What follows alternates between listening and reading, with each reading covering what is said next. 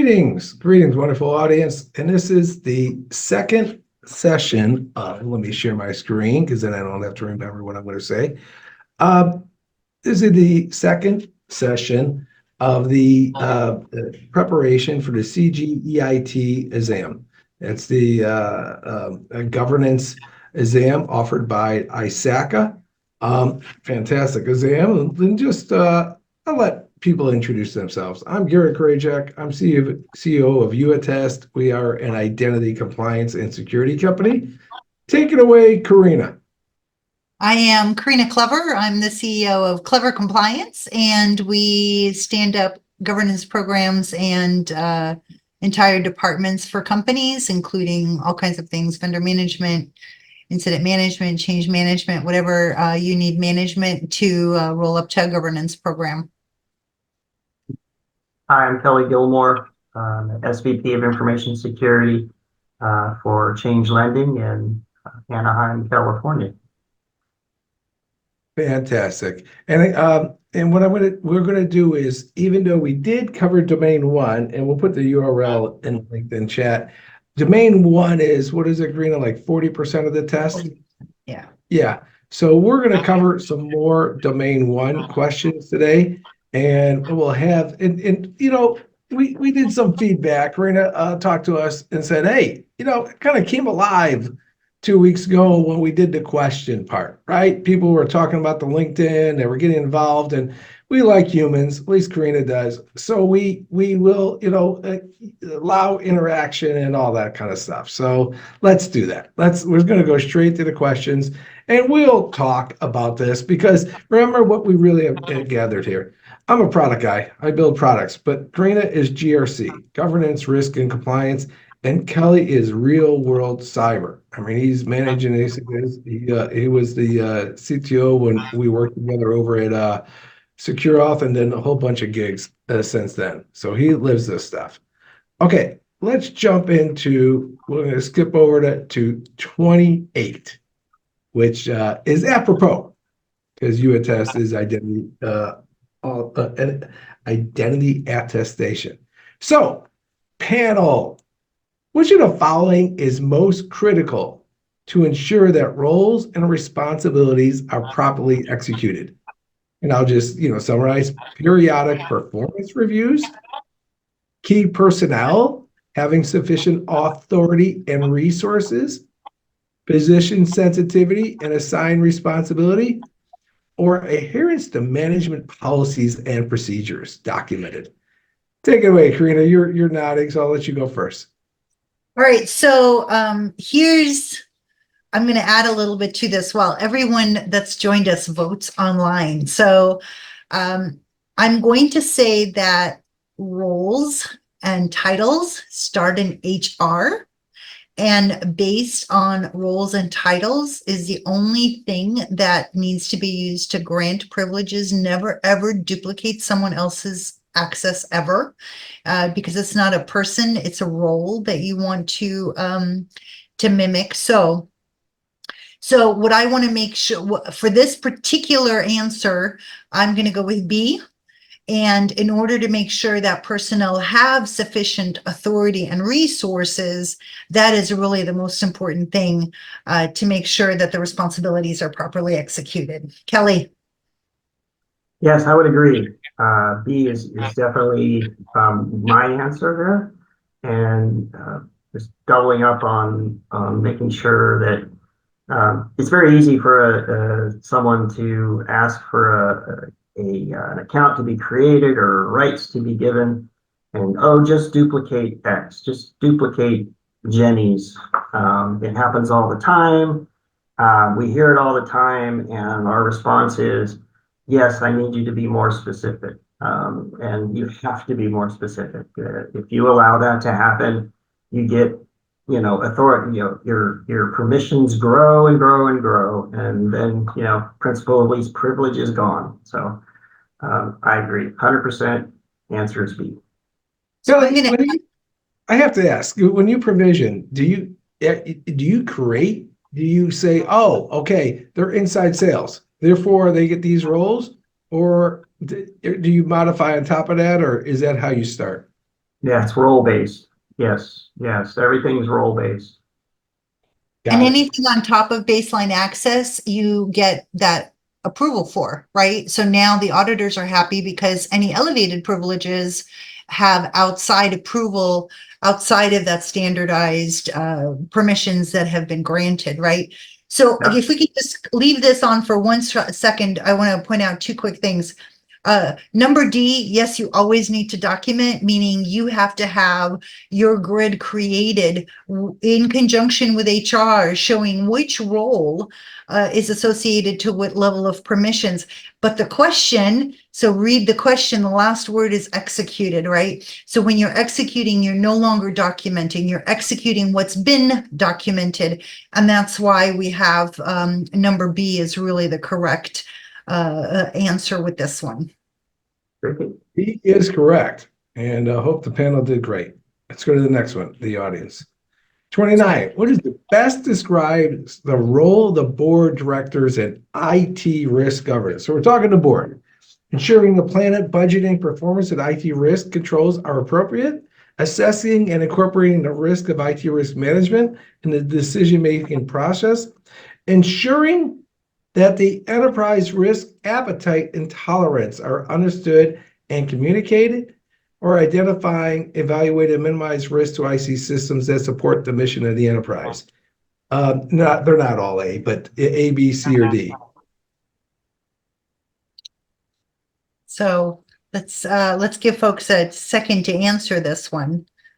Yeah. And so here's what the board is continuing to be accountable for, because we're hoping that they're going to be working with a sorts of like steering committee where they get to make choices and decisions based on a bunch of different factors. And so in that case, the correct answer is C, because the board needs to say, I accept this risk of not doing this project or doing this project on a low budget or maybe with lower resources or lower funding. And those decisions all bubble up to risk posture. And so really the board of directors are indeed, when they make when they make decisions around IT governance or initiatives within IT, which obviously ultimately roll up to governance, they are accepting risk.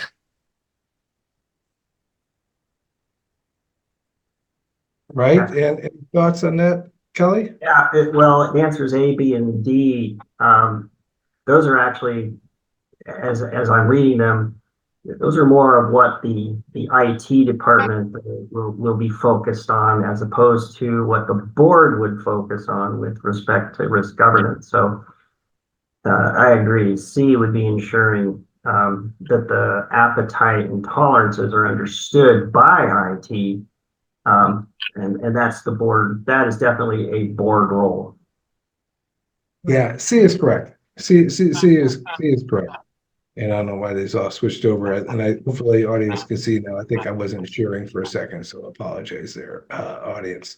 Okay, let's drop into another one. And I apologize. Google, the PowerPoint decided to change everything to A's, but A, B, C, and D. Which is a fine following is a primary role of the IT steering committee? And just Kelly, why don't you, when we get to the thing, explain the difference between the IT strategy and the IT steering committee? I think that would have a lot of value. Designing so we're talking the IT steering committee, designing the IT architecture, monitoring process performance, prioritizing strategic IT projects, or defining and justify IT-enabled projects.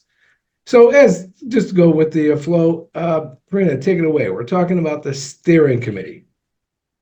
Yeah, so we talked about the steering committee before, right? So steering committee needs to put everything out on the table and say, make decisions for several reasons. Maybe you don't have all the resources in the world. Maybe you don't have all the approvals that you want to from your lines of business. Maybe you don't have the budget or the funding.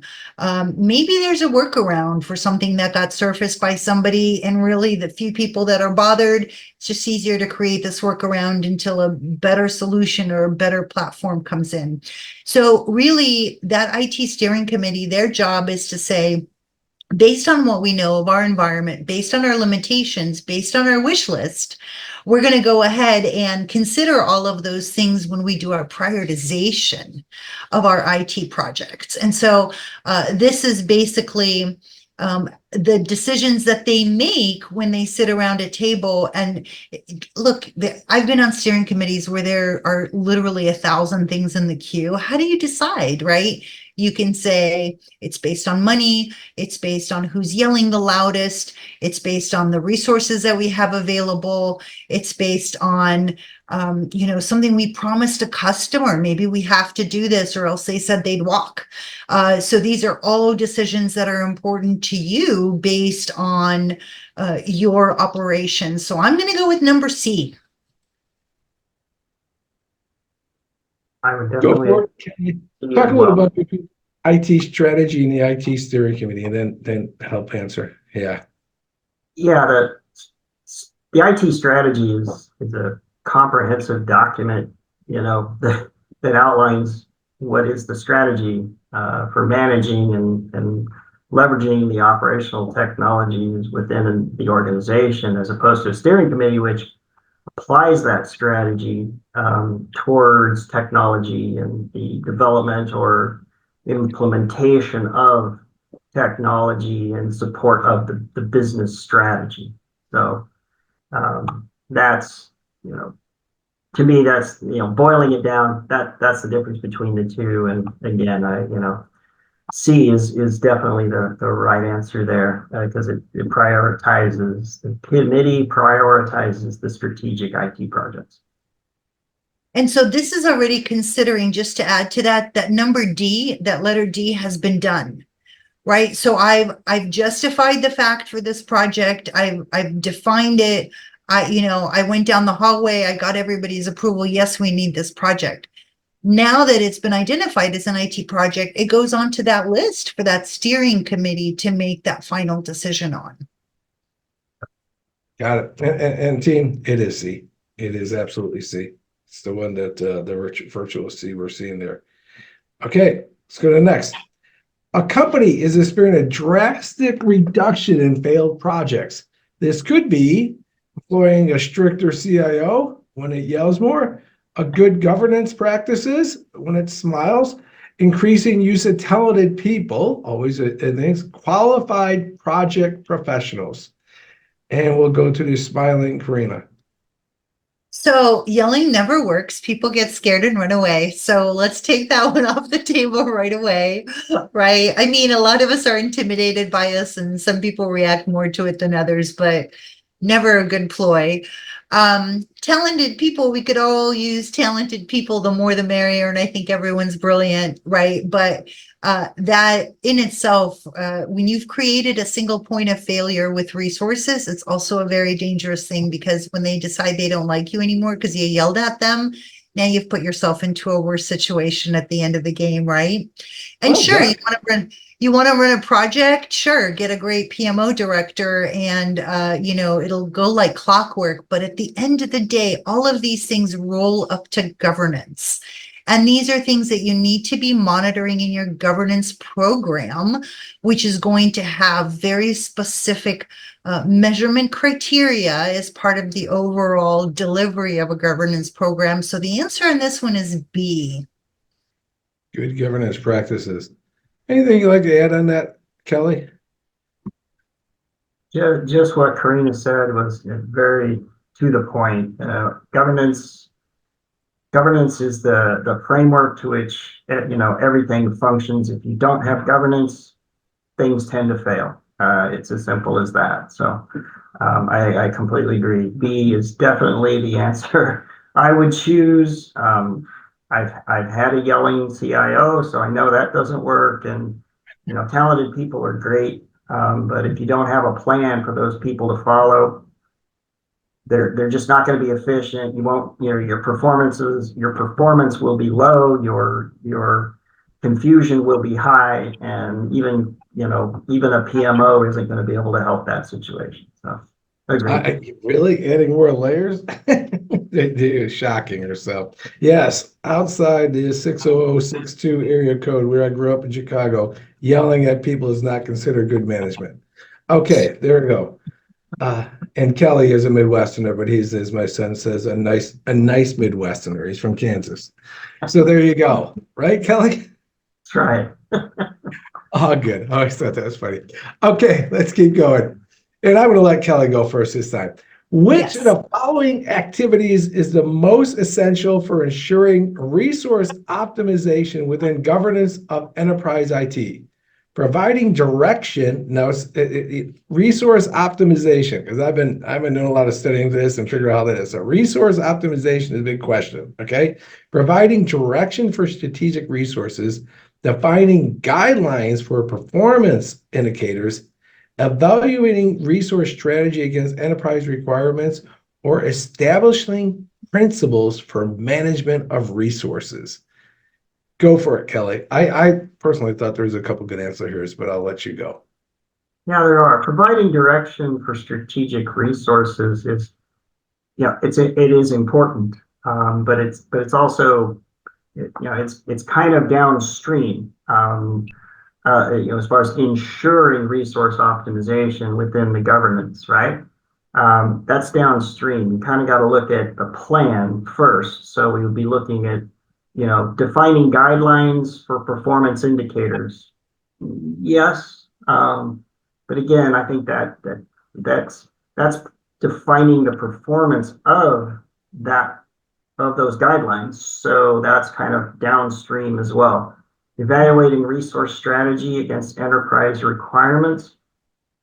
That kind of goes kind of in the future once you have defined the guidelines or that, ensuring that optimization. That's something you do as far as making sure that strategy meets that. But establishing principles for management of resources, to me, that makes the most sense. If you define the plan or the principles that the management of those resources will follow, that is going to be essential for all of those things which follow afterwards, as far as providing direction to the individuals, defining those guidelines for performance indicators, and evaluating that strategy against the enterprise requirements. So I would go with D for sure. D. Yep. What do you think, Karina?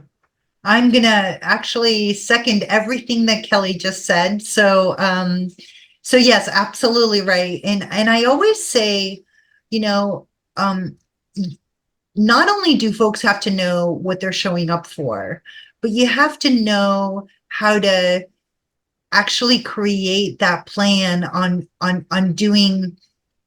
managing those resources, right? And that's kind of what this is saying. This is saying, don't put a football helmet on. We don't put football helmets on when we go play softball, right? We don't go put on a basketball jersey to go play football, right? So you have the definition basically of how you're managing resources, and from there you have your KPIs and your metrics and your targets and your how well are you doing, how badly are you doing, all of those things. So it's D for sure. And wow, and Karina and Kelly, what do they mean by principles? How does ISACA or USA COBIT define principles? You're nodding, Karina, so I'll let you. It's almost like its own competency area, right? So like incident management has its own competencies, right? The incident management has its own principles that it operates on. Change management has its own principles that it operates on, right? You have a certain objective out of change management. You have certain requirements within change management, certain expectations. And so these are the principles that are going to be important for your company on how resources are managed, right? And it's going to include all of those things in that competency area. It's like you have a DR competency, you have a vendor management competency, and this is like a management of resources competency. And it is D. D is It the is. answer. There we go. Okay, a few more from domain 1, because that is the majority. When implementing governance of enterprise IT, which of the following factors, so it's governance of enterprise IT, basically what CGEIT is the most critical to success of the implementation? Improving IT knowledge for the BOD, decision-making on IT investments for the BOD, documenting IT strategy, or identifying the enablers and establishing performance measures.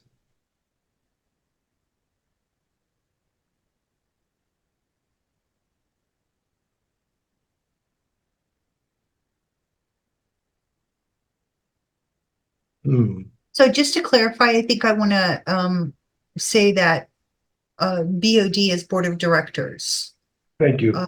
Just in case we have somebody wondering what the acronym is. That's right. So, yeah, what is the following most critical for the success of implementation? Knowledge for the board of directors and IT investments. Yeah, okay. Yeah. So basically, so let's talk through these, right? So I don't know that I need to teach the board of directors what IT is, right? And that's kind of what the first one says. And that's just not their role. I think that they need to know about IT investments, among other things, right? Usually they're holding the pocketbook, and really that is not what I'm looking for from them for the implementation, right? Because they've already probably just approved it and they want to know that everything went well. Documenting the strategy is not going to, sure, it's part of the overall engagement, but you know, the strategy of why we're doing this project, it wouldn't have become a project and it wouldn't have gotten approved by the steering committee had we not already done this, right? So really that leaves us with D.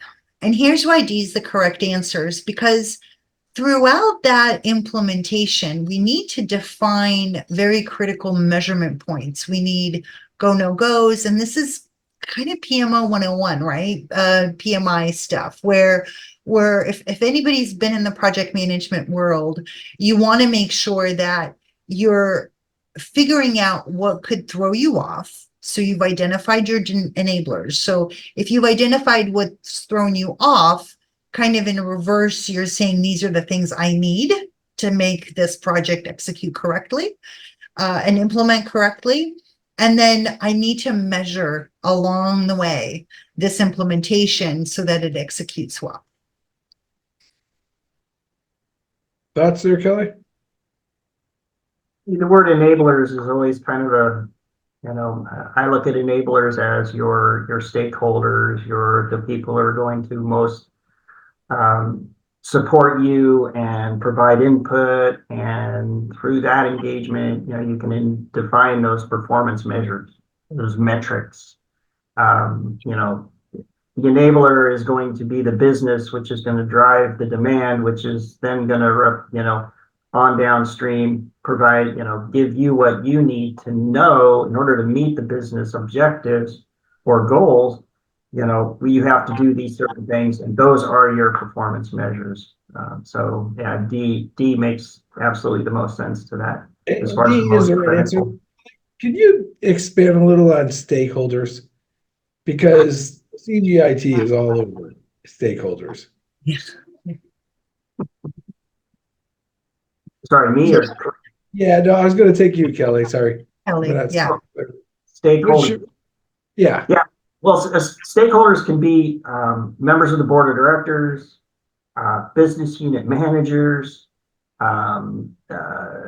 can be end users.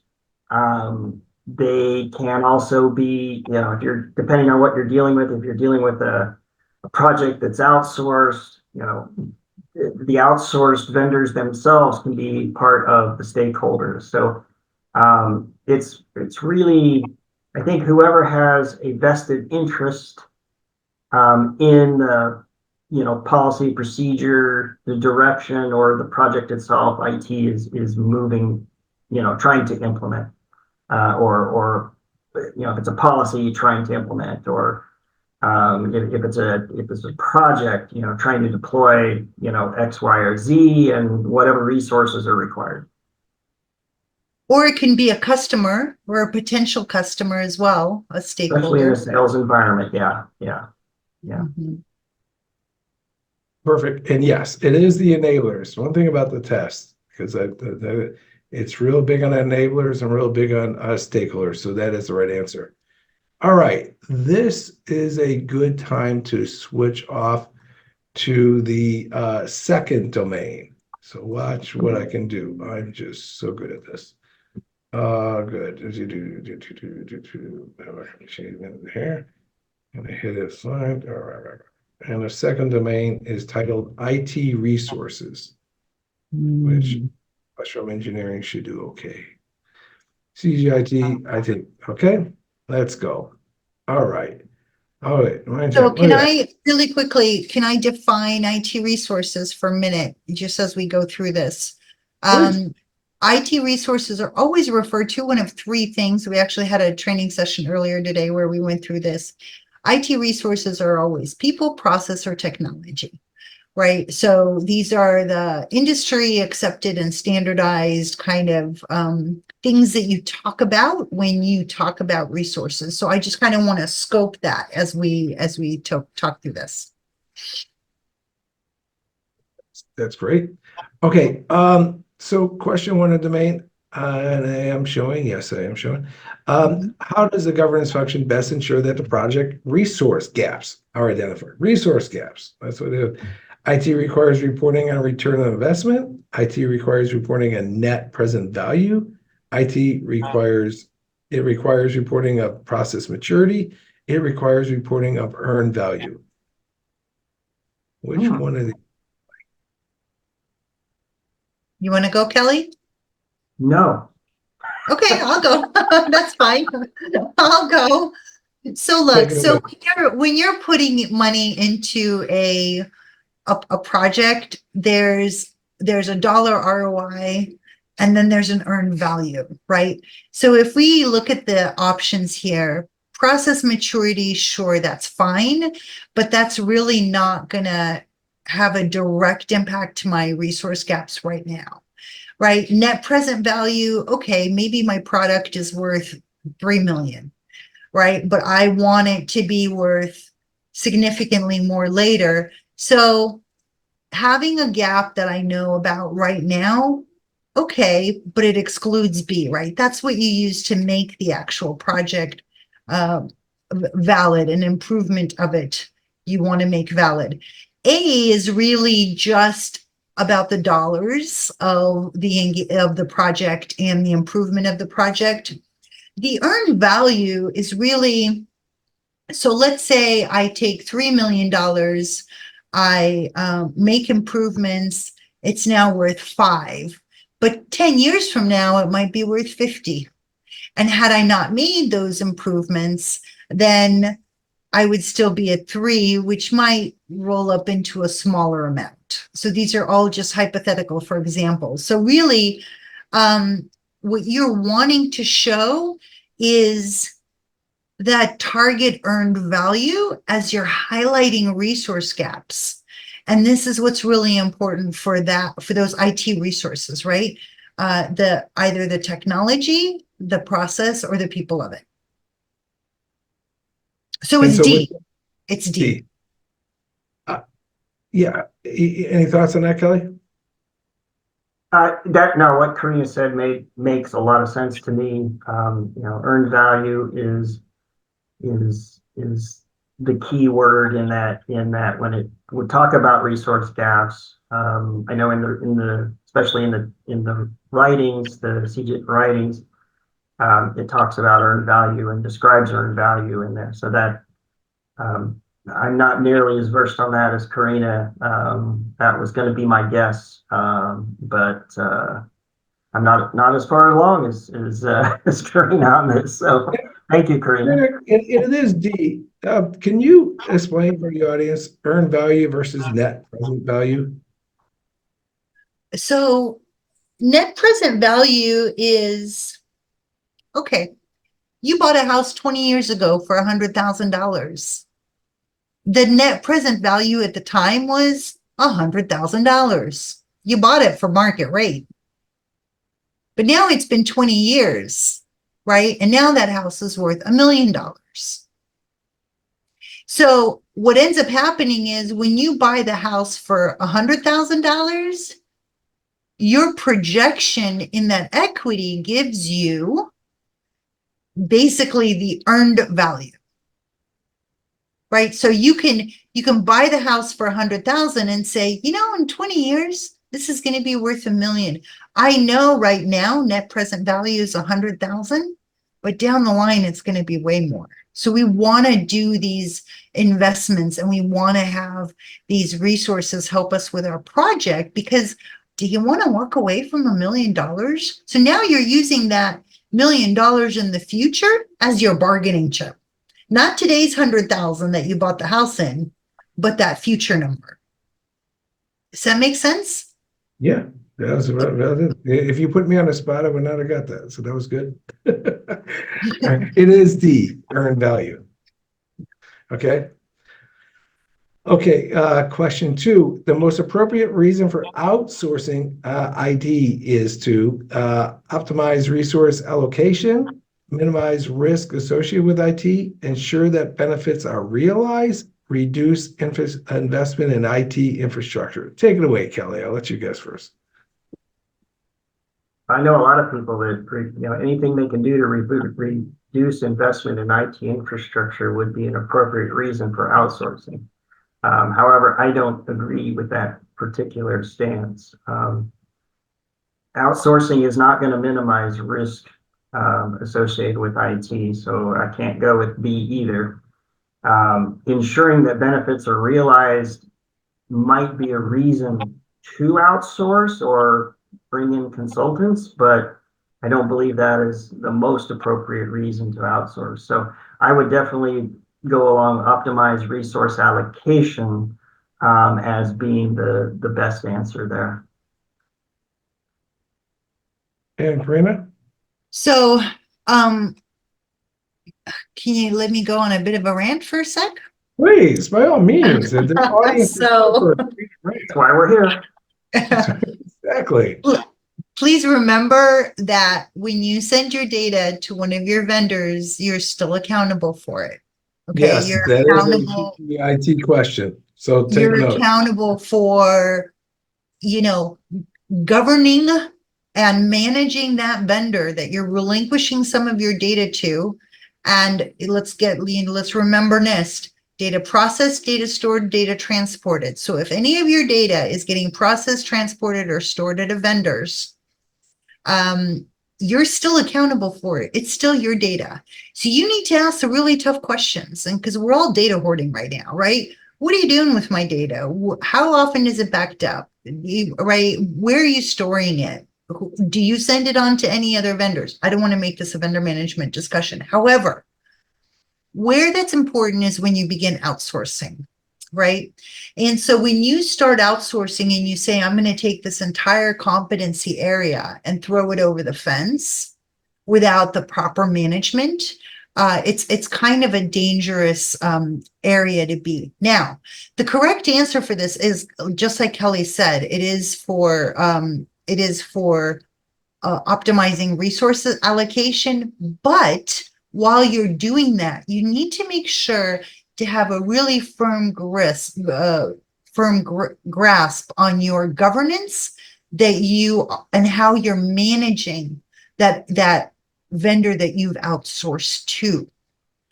Very, very, very important. It's also a tie there to the word appropriate, at least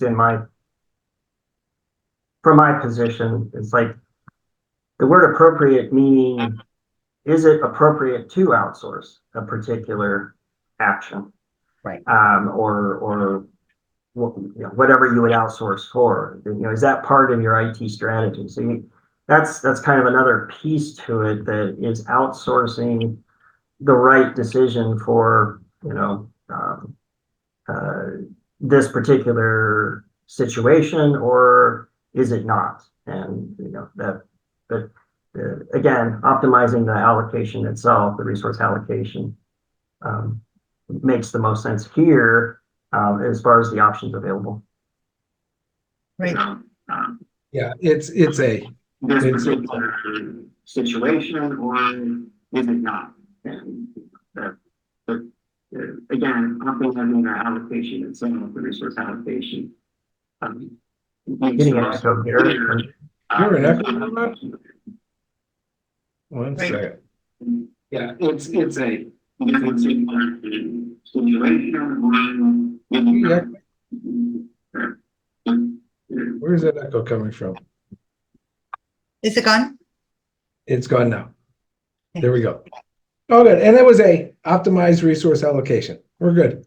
Which of the following contract clauses should an enterprise implement to minimize costs and improve service levels when using outsourced providers? Once again, operating systems and hardware refresh frequency, penalties for non-compliance, gain sharing performance bonuses, changes tied to variable cost metrics. Okay, let's start with Kelly. What the hell? Let's see.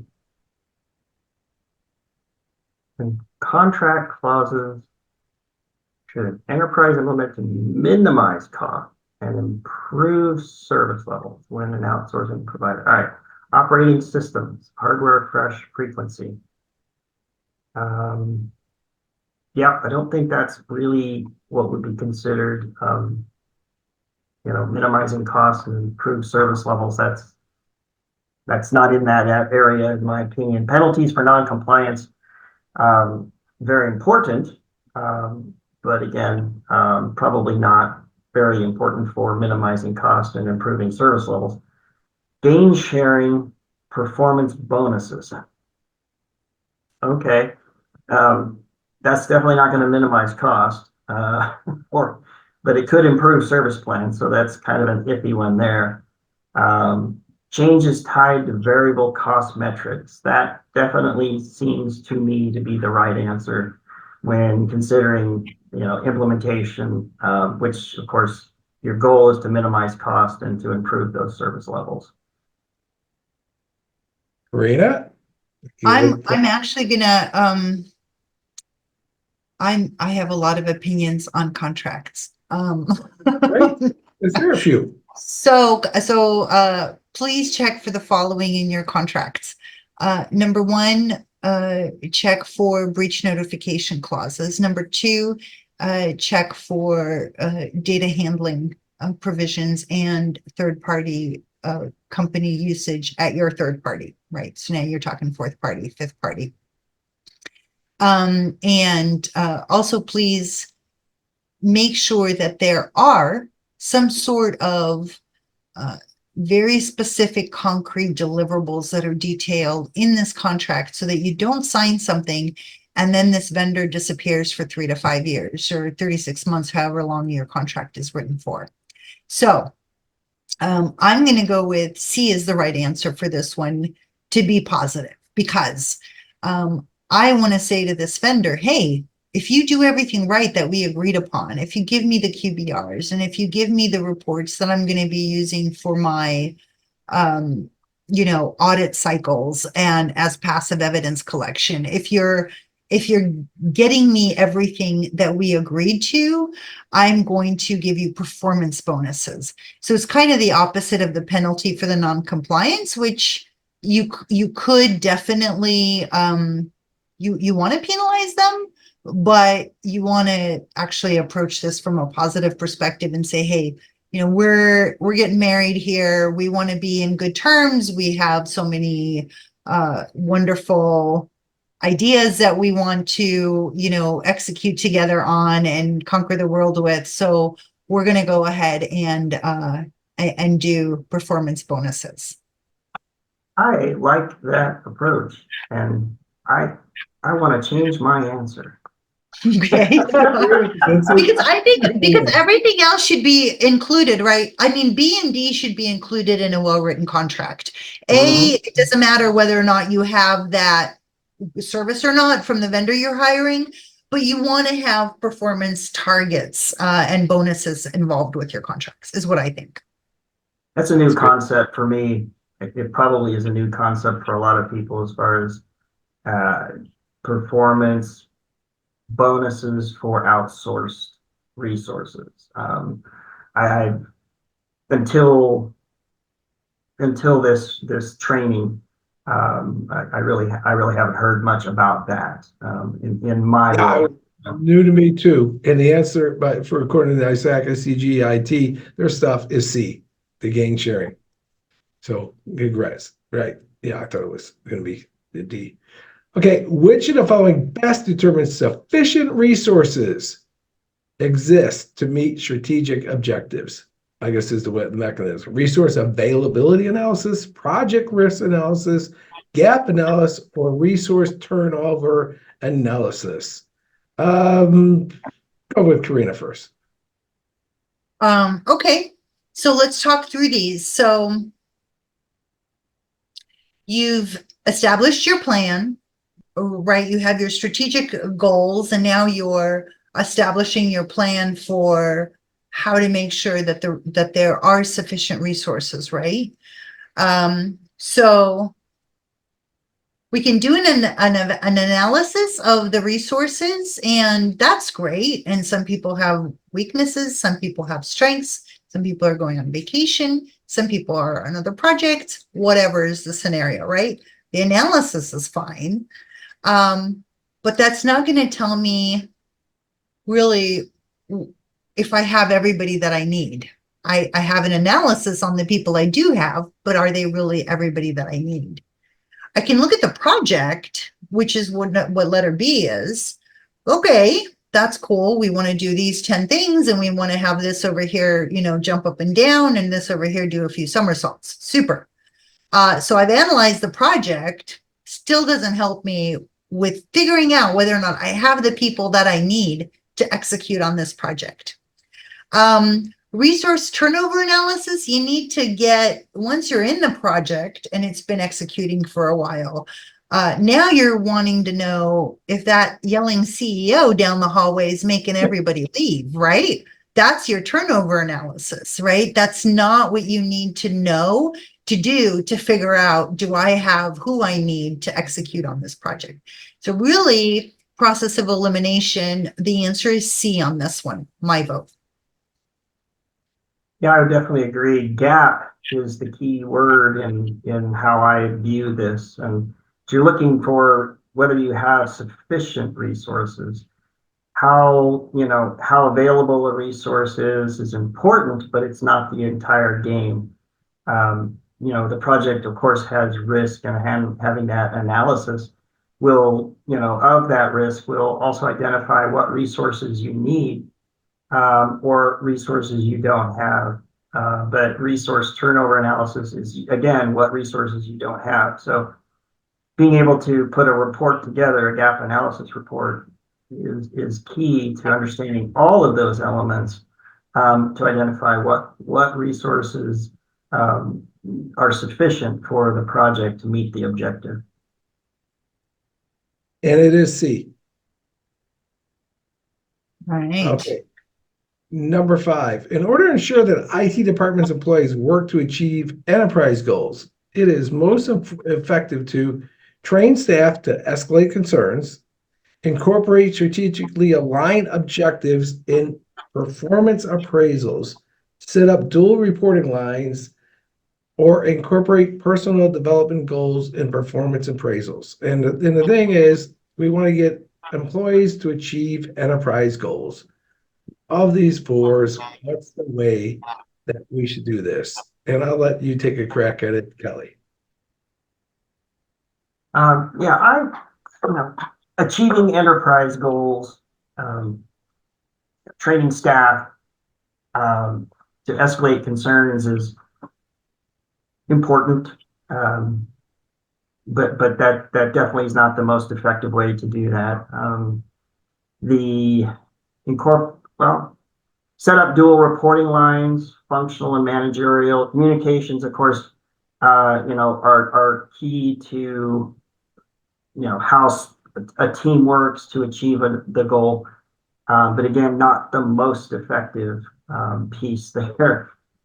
Incorporation of personal development goals and performance appraisals is important for the organization itself, but not at that level. So I would have to go with B, incorporate strategically aligned objectives in the performance appraisals, because that really truly makes sure that you're working to achieve those enterprise goals.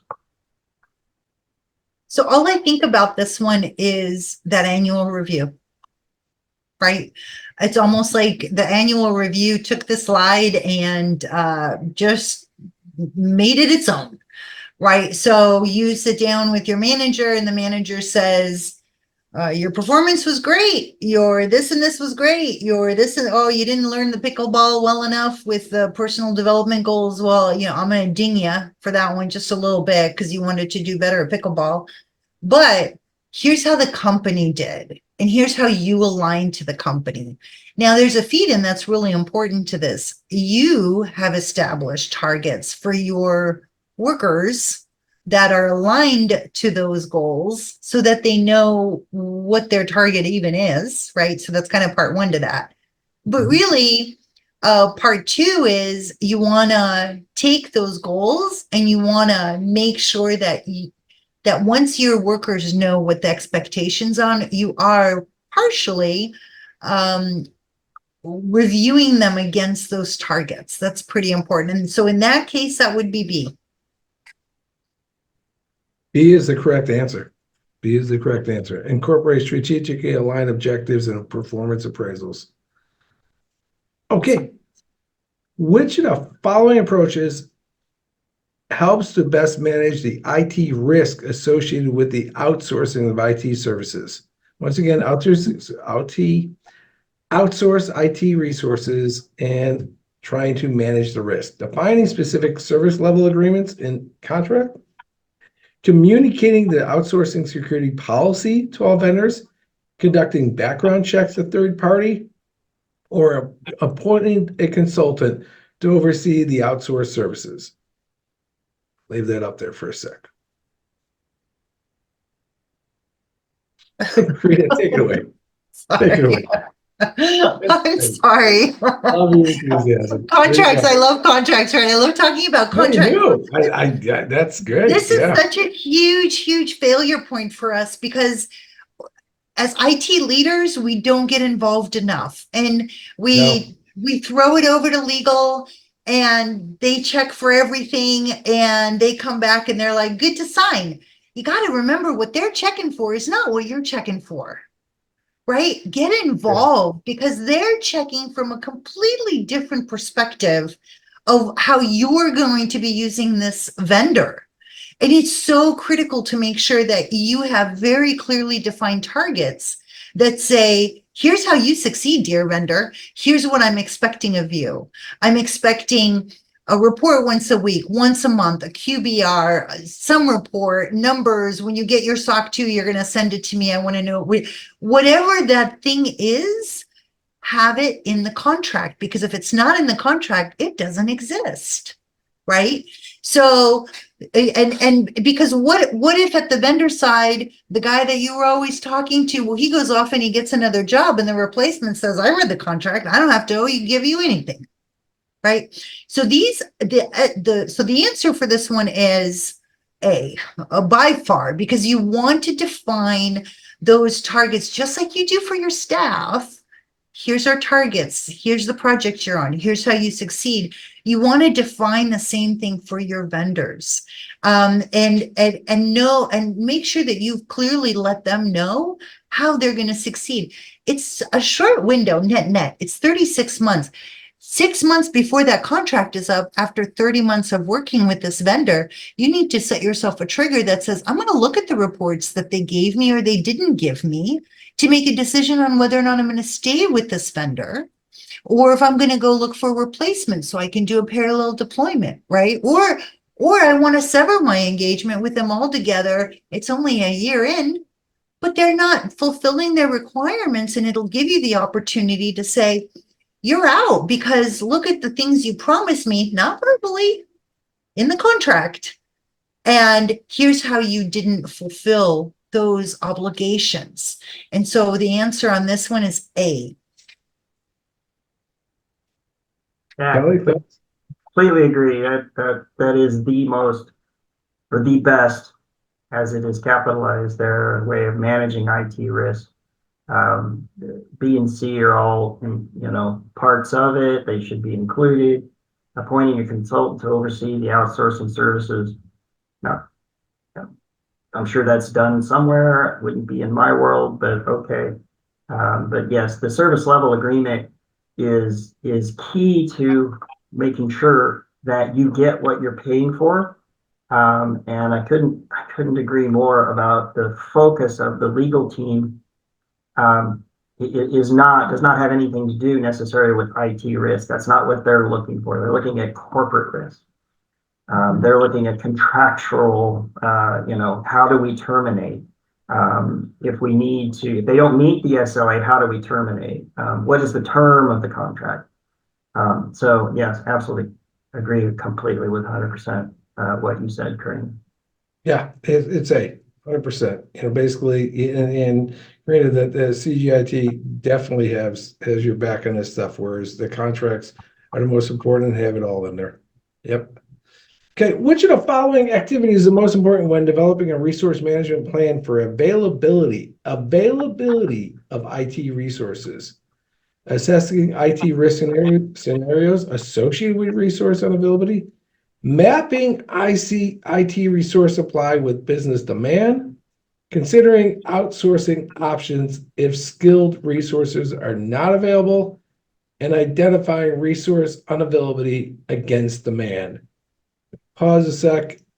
And Kelly, you want to go first? Sure.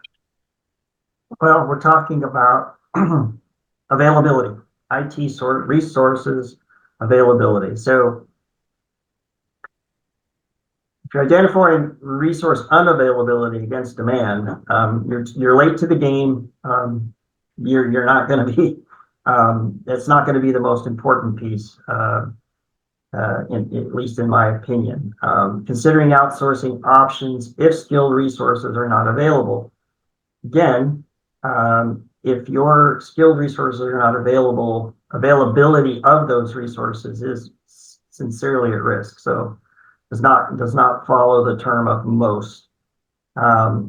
Assessing IT risk scenarios associated with resource unavailability is important, and it should be part of planning to ensure you have availability of those IT resources.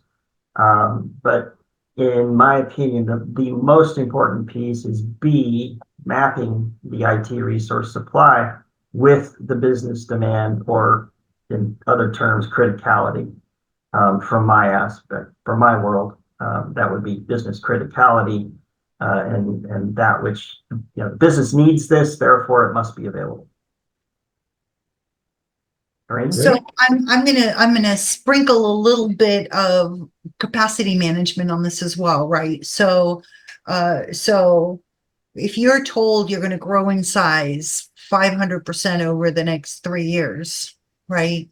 You instantly need to start thinking, do I need more laptops? Do I need, right? All of these scalability questions come to mind instantly, where I have a brand new deployment, or my, coming to the end of a warranty period for my workstation.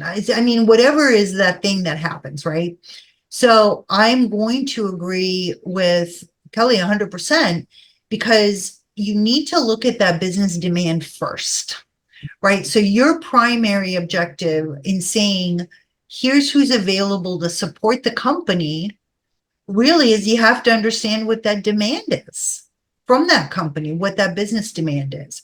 And so going backwards from there, now you're saying, okay, here's who's available on our side versus I'm missing some skill sets, or I'm missing butts and seats, or I'm missing a certain time, in the 24-hour cycle where I can provide that support, or whatever the situation is. Really, you got to take your existing resources, map them, and then make a determination from there based on how you understand the business demand. And again, this is from the top, right? And we've already been talking about all of this on what those objectives are. I think a lot of people have probably can relate to laptop availability during the initial COVID-19 pandemic. There you go.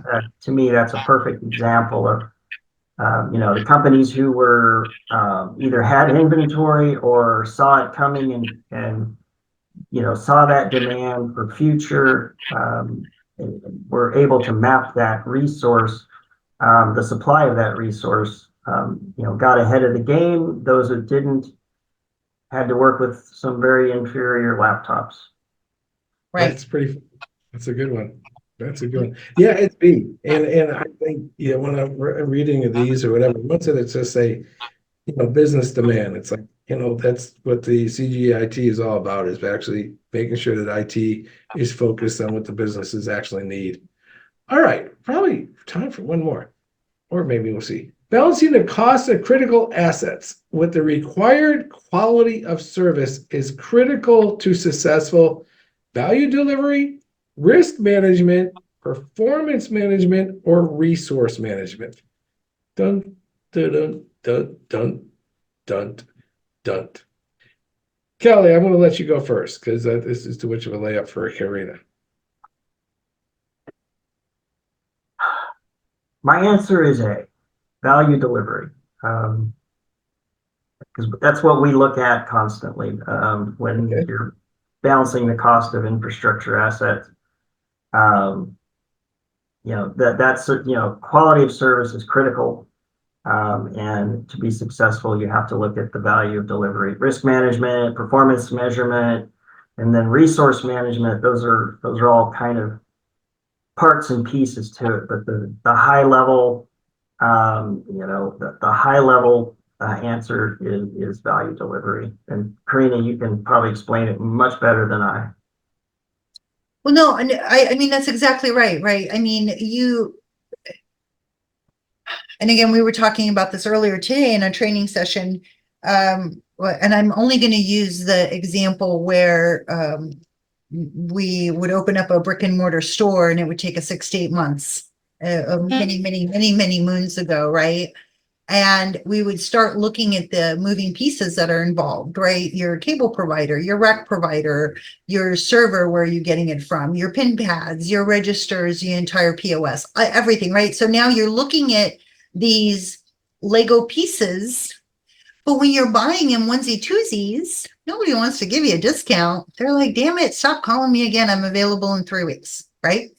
So now when you get to the point where you have this solid footprint and you have a standardized approach, now you can start negotiating, because you can say, based on my projected growth, because I want to grow 500% over the next 2 years, here's my expected run of the thing that you're getting to me, whatever you're supplying to me. And based on that, let's negotiate, because I can guarantee you business, but you got to give me a discount. So the value, the delivery value, the value delivery, right? You can kind of say it 2 different ways, is when you're talking about providing that quality of service, you have to manage that quality of service with what is it costing you? Can you get that cost down? And how much business are you actually producing net? When you open up a brick and mortar and you run 10 million a day, great, then maybe it's pretty worth it to put in maybe a little higher equipment, or you want to go cheap, you put in the lowest thing possible, and then if it breaks, you swap it out easier. Whatever is the logic that exists there, the answer is A, is the one I'm going to go for. And that is A. That is 100% it. And that wraps up our time. So I just want to thank the audience, and I wanted to thank, of course, Karina and Kelly.